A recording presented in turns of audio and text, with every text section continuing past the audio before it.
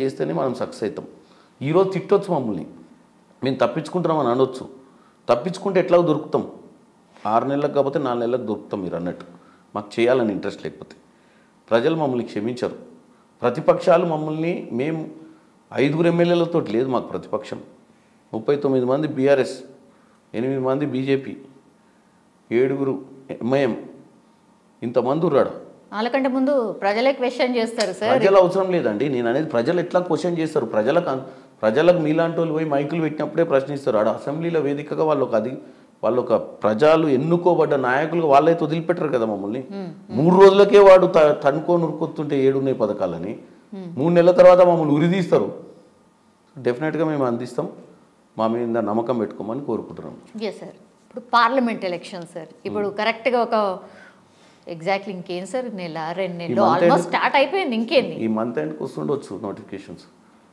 So మరి ఎట్లా prepare అవుతుంది ఏంది? కొంత గ్రౌండ్ వర్క్ ఏదో ఆల్రెడీ స్టార్ట్ చేసేసినట్టున్నారు. 12 టార్గెట్ పెట్టుకున్నారు ఎందుకు సార్? 17 ఉంటే 12 టార్గెట్ పెట్టుకున్నారు ఎందుకు? మిగతా 5 పాపం అని వేరే వాళ్ళకి వదిలేసిరా? మీరు అన్నారు, మీకు తెలుసు హైదరాబాద్లో మాకేం రాదని. మేము హైదరాబాద్ సీట్ అయితే ఎంఐఎంని కొట్టలేము. ముందే ఒప్పేసుకుంటున్నారు చెప్తున్నా కదా. మీరు ఇప్పుడు మీకు కూడా మీరు ఏం చెప్పారు? కామన్ మ్యాన్కి అర్థమయ్యేటట్టు మాట్లాడండి. ఇక్కడన్నా మా దగ్గర కొంచెం ఫేర్గా ఉండమని చెప్పారు మీరు రాగానే. సో ఫేర్గానే చెప్తున్నా. మాకు మహబాద్, ఖమ్మం, నల్గొండ, భువనగిరి, నాగర్ కర్నూల్, మహబూబ్ నగర్, చేవెళ్ళ, జైరాబాద్, మెదక్ కూడా వదిలేసిన మధ్యన, నిజామాబాద్ కూడా వదిలేస్తున్నా, కరీంనగర్, వరంగల్, పెద్దపల్లి. సరిపోయింది కదండి మీకు. టక్క రాష్ట్రం అంతా చూపించిన కదా. మహబాద్ మొదలుపెట్టి ఇట్లా తిరుక్కుంటూ వచ్చి ఇట్లా పోయిన అక్కడికి. సో ఎందుకంటున్నా అంటే మన వరంగల్లో మేము ఎక్స్పెక్ట్ చేయలే. వరంగల్ నల్గొండ మాదిరిగా వస్తాయని. దక్షిణ తెలంగాణలో ఎన్ని సీట్లు వచ్చినాయో వరంగల్లో నల్గొండ పార్లమెంటు 7కి 7 వచ్చినాయి. భువనగిరి పార్లమెంటు 6కి 6 వచ్చినాయి. 6కి 6 ఒకటి ఓడిపోయాను. ఉత్తర తెలంగాణలో ఆ విధంగా వస్తాయని ఏది వరంగల్ పార్లమెంటు ఆ రిజల్ట్ ఇస్తాను ఎక్స్పెక్ట్ చేయలే. Peddapalli parliament 7 out of 7. Karimnagar పార్లమెంట్లో చొప్పదండి పక్కన మన ఇంకోటి డాక్టర్ సత్యనారాయణ. ఇవన్నీ కూడా మేము ఊహించలేదు. అంటే రిజల్ట్స్ స్వింగ్ ఉండే. చాలా షాకింగ్ రిజల్ట్స్ ఇచ్చినాయి కదా సార్ మీకు. 75 వచ్చేటివి ఉండే హైదరాబాద్లో కొన్ని దెబ్బతీయకపోతే. సెటిలర్స్ మాకు ఓటు వేయలేదు. సెటిలర్స్ మమ్మల్ని ఏంది అంటే సెటిలర్స్ మాకు ఓటేస్తారన్న నమ్మకం మాకుండే. ఎందుకంటే రేవంత్ రెడ్డి గారు మల్కాజ్గిరి టీడీపీ జెండాలు కూడా కనబడ్డాయి మీ దాంట్లో. ఏమైపోయింది సార్? ఎందుకు అట్లా ఓటేలేదు మీకు? ఎందుకు నమ్మలే? అంటే మీరు అన్నట్టు సెటిలర్స్కి ఒక లాజిక్ ఉంటుందండి. మీరు నమ్మలేదు, సెటిలర్స్ నమ్మలేదు కాంగ్రెస్ వస్తుందని. వాళ్ళు ఏంటంటే ఎటు ఋతుపవనాలు ఉంటే అటు ఓట్లు వేస్తారు. వచ్చేది ఉంటే పాజిటివ్ ట్రెండ్ ఉంటే. ఇంకా ఇప్పుడు చెప్తున్నానండి, మున్సిపల్ ఎన్నికలు ఉంటాయి. మున్సిపల్ ఎన్నికలు అనేది ఒక్క సీటు ఉంటుండే బీఆర్ఎస్ పార్టీకి 2014 కంటే ముందు. బీఆర్ఎస్ ప్రభుత్వం రాగానే 80 సీట్లకు వద్ది. ఎందుకంటే ఇవన్నీ కూడా రూలింగ్ ఫేవరబుల్ ఇవన్నీ. ఎందుకంటే ఇక్కడున్న జనము రూలింగ్తో పాటు బతుకుతారు. ఇక్కడున్న జనం రూలింగ్కి సపోర్ట్ చేస్తారు. ఇప్పుడు రేవంత్ రెడ్డి గారు ముఖ్యమంత్రి అయిన తర్వాత హైదరాబాద్ సిటీ చాలా పాజిటివ్ అవుతుంది. మల్కాజ్గిరి సీట్ కూడా గెలిచే అవకాశాలు ఉంటాయి. సికింద్రాబాద్ సీట్లో కూడా కరెక్ట్గా మనం ప్రాపర్ గ్రౌండ్ వర్క్ చేసుకునేది. ఎందుకు మనం ప్రక్షాళన మా ఆర్గనైజేషన్ కానీ నేను ఒక వైస్ ప్రెసిడెంట్గా నేను ఏమంటున్నా అంటే గెలిచినామని చెప్పి మా గాంధీ భవన్లో ఉత్సవాలు చేసుకొని గత 15 రోజుల నుంచి ఎవరు పనిచేస్తలేరు. గెలిచినాకనే బాధ్యత ఎక్కువ ఉంటుంది. ఎక్కడ ఓడిపోయినామో అక్కడ గ్రౌండ్ వర్క్ ఎక్కువ చేసుకోవాల్సిన అవసరం ఉంది. ఈరోజు చేవెళ్ళ పార్లమెంట్లో మనకు అటు రూరల్ వదిలిపెడితే షేర్లింగంపల్లి మేజర్ బెల్ట్ 7 లక్షల ఓట్లు. రాజేంద్ర నగర్ ఉంది. అటు పోతే మహేశ్వరంలో ఎందుకు ఓడిపోయినా? మహేశ్వరం మంచి కాన్స్టిట్యున్సీ మాకు చేవెళ్ళలో. సో వీటి మీద ప్రక్షాళన చేసుకోవాల్సిన అవసరం ఉంది. ఎందుకంటే మాకు 12 సీట్లు ఎందుకు వస్తాయి అంటున్నారంటే నేను అటు పైన రూరల్ సైడే మాట్లాడినా. మేము సిటీ ఏం తీసుకోలేదు కన్సిడరేషన్. చేవెళ్ళ తీసుకున్నాయి. చేవెళ్ళ ఎందుకు తీసుకున్నా అంటే అటు తాండూరు, వికారాబాదు, పరిగి మేము గెలిచినాం. చేవెళ్ళ కూడా 200 ఓట్లతో ఓడిపోయినాం కేవలం. సో నేను దాన్ని కూడా కన్సిడర్ చేసినా మేము రికవర్ అవుతాం అన్నట్టు. కానీ సార్ అసెంబ్లీ ఎలక్షన్స్ వేరు, పార్లమెంట్ ఎలక్షన్స్ వేరు కదా. అందుకే అసెంబ్లీ పార్లమెంట్ ఎలక్షన్స్కి వస్తే బీఆర్ఎస్ పార్టీ లేనే లేదని చెప్తున్నారు. అది అయిపోయిందని చెప్పిన దాని దుకాణం బంద్ అయిపోయింది. మహబూబ్ నగర్లో మాకు టోటల్గా అసలు మహబూబ్ నగర్ కూడా విచిత్రం ఏంటంటే మహబూబ్ నగర్లో మేము ఆలోచించాల్సింది మహబూబ్ నగర్ ఉమ్మడి మహబూబ్ నగర్లో మేము గద్వాలు తర్వాత అలంపూర్ ఓడిపోతామని ఎప్పుడు అనుకోలేదు. మేము ఒకవేళ టైట్ ఉంటే మాకు నగర్ కర్నూలులో నాగం జనార్దన్ రెడ్డి గారు వెళ్ళిపోయారు, రాజేష్కు తట్టుకోలేస్తాడా లేదా అనుకున్నాం. దేవరకద్రల వెంకటేశ్వర రెడ్డిని మా జిఎంఆర్ ఏమైనా తట్టుకుంటాడా లేదా అనుకున్నాం, మసూదన్ రెడ్డి. చర్చర్లలో అనిరుద్ధ్ రెడ్డి తట్టుకుంటారా లేదా అనుకున్నాం. అవన్నీ స్వింగ్ వచ్చినాయి మాకు. అనుకోకుండా అక్కడ సరిత గారిని తీసుకొచ్చినాం, చాలా పాపులర్ ఆమె సోషల్ మీడియా, అసలు she 100% winning candidate Gadwal. Sampath అట్నే సీనియర్ లీడరు, ఇంతకుముందు ఏఐసీ సెక్రటరీ, యాక్టివ్.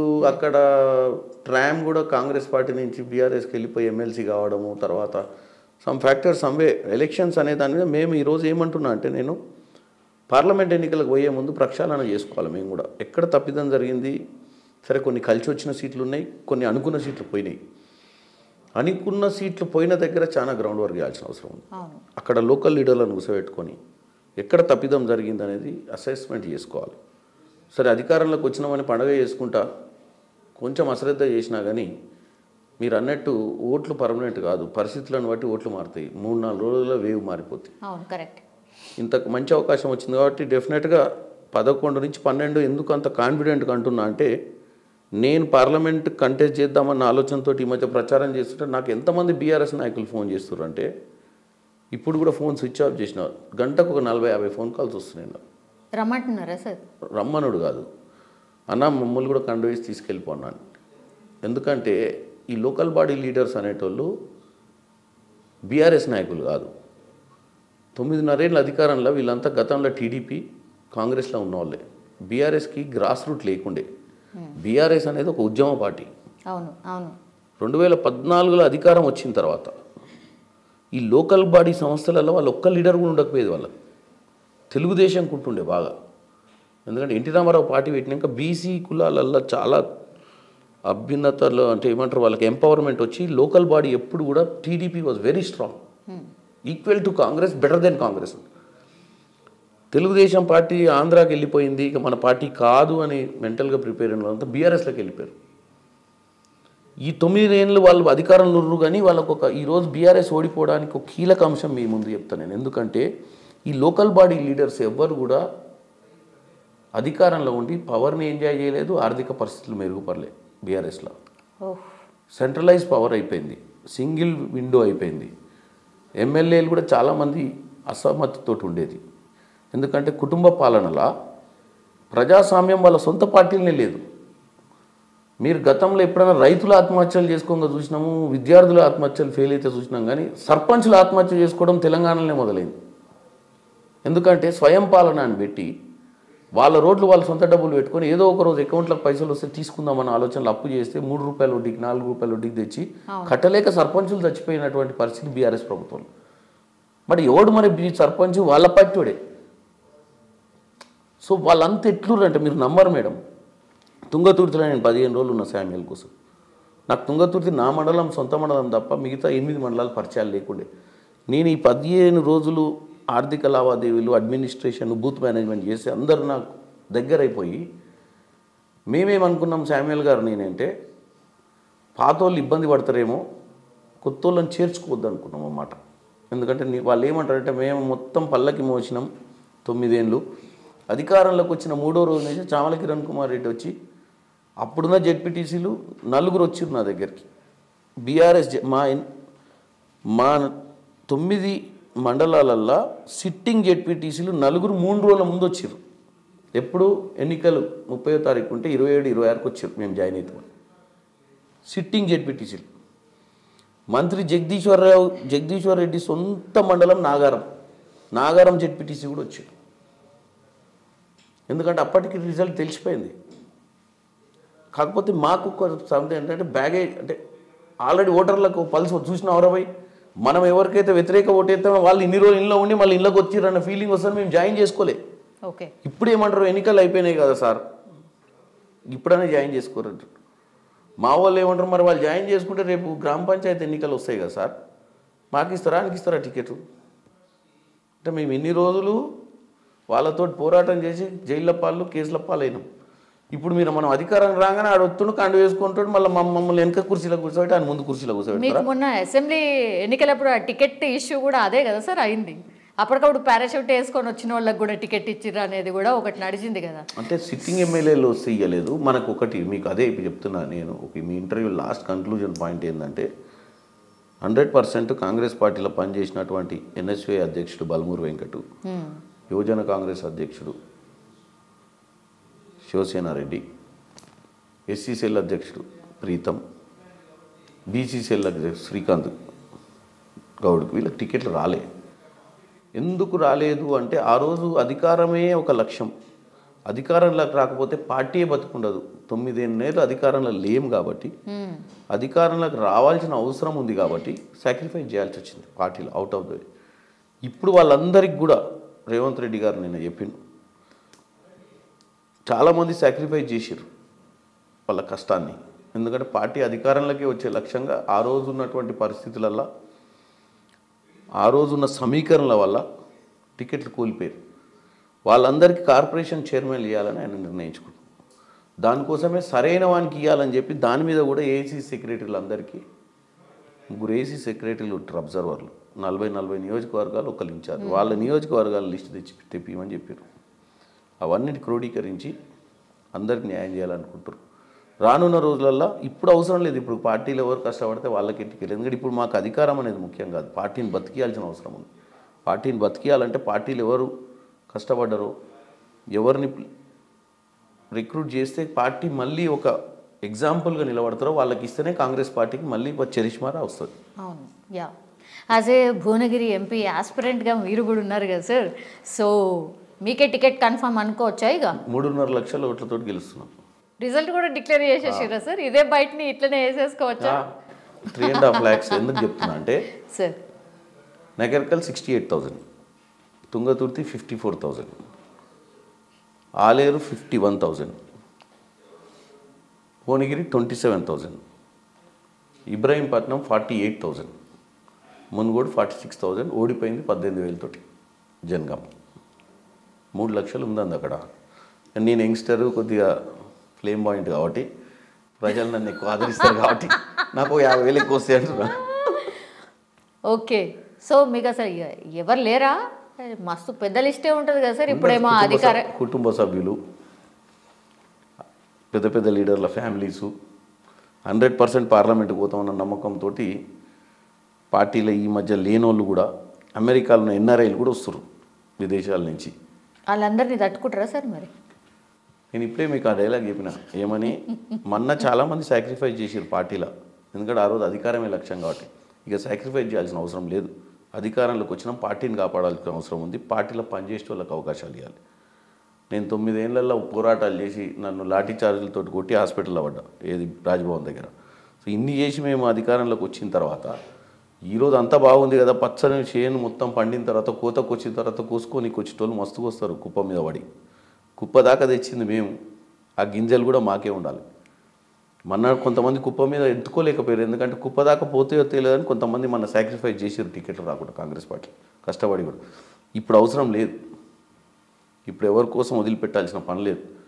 ఎవరైతే డిజర్వింగ్ ఉండి 100% సర్వేలు చేసుకోమంటాం, సర్వే ప్రకారం ఇవ్వండి టికెట్. గెలిచే గుర్రాలకి ఇవ్వండి టికెట్.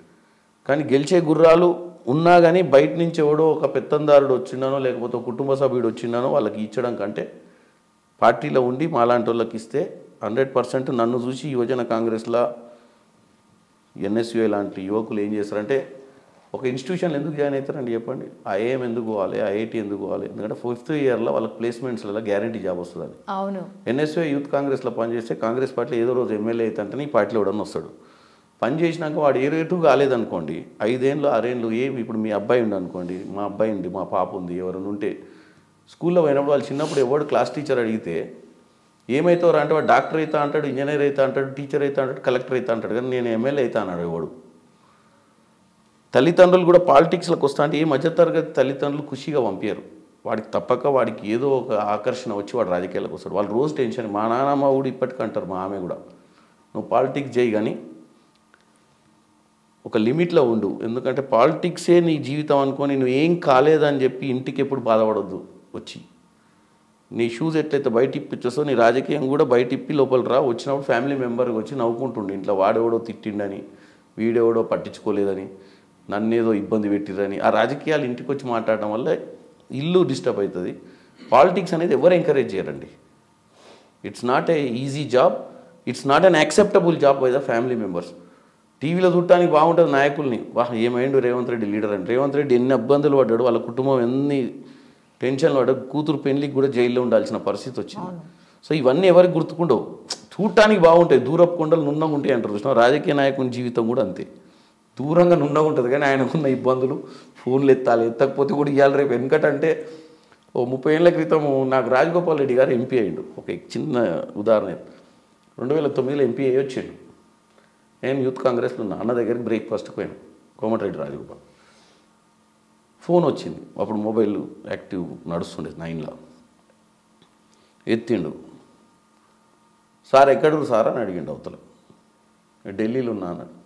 ఎప్పుడు వస్తుంది సార్ ఊరికి అంటే ఆయనను ఎవరు నువ్వు అని అడిగే పరిస్థితిలో లేడు. ఎందుకంటే అది చేసినోడు ఏదన్నా సర్పంచో జెడ్పీటీసీ అయితే ఏం సార్ నా నెంబర్ కూడా పెట్టుకోలేదా అంటాడు అవతల నుంచి. చెప్పు అంటాడు. రాజకీయ నాయకుని పరిస్థితి ఎంపీగా ఎప్పుడు వస్తావు సార్ అన్నాడు. నేను ఢిల్లీలో ఉన్న, పార్లమెంట్ నడుస్తుంది, శని ఆదివారాలల్లో హైదరాబాద్కి వస్తున్నట్టే. చెప్పు ఎతికి లాస్ట్కి అడిగిండు, చెప్పు మరి ఏమన్నా, ఏం సంగతి ఏమన్నా పని ఉందా అన్నాడు. ఏం లేదు సార్, ఏడునో కనుక్కోనికే చేసిన అన్నాడు. చెప్తున్నా, ఫోన్ పెట్టినాక ఆయన అన్నాడు, నేను ఎంపీ అయినా కిరణ్ కానీ నాకు ఇట్లుంటుందని తెలియదు. చిన్నప్పుడు బిఎన్ రెడ్డి గారు ఎంపీ ఉండే నల్గొండలా, ఆయన ఎంపీ ఉన్నప్పుడు దాని దర్జా వేరుండే, ఎందుకంటే అప్పుడు ల్యాండ్ లైనే. అవును, వీళ్ళకి ల్యాండ్ లైనే లేదు కొట్టనికి, ఆయన కాడ ల్యాండ్ లైన్ ఉండే. ఓ పల్లెటూరులో ల్యాండ్ లైనే లేదు. సో అంటే ఎంపీ అనేట ఆయన విజిబులే ఉండకపోయేది, సింబల్ విజిబుల్ ఉండేది, సుత్తి కొడవలు ఉండేది, చేయి గుర్తుండేది. అప్పుడు ఇంకా సైకిల్ కూడా రాలే.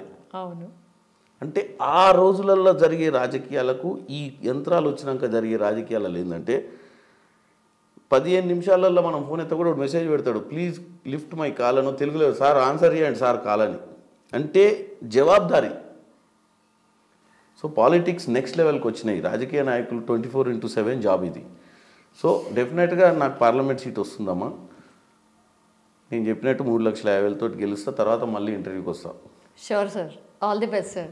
Thank you sir, thank you so much.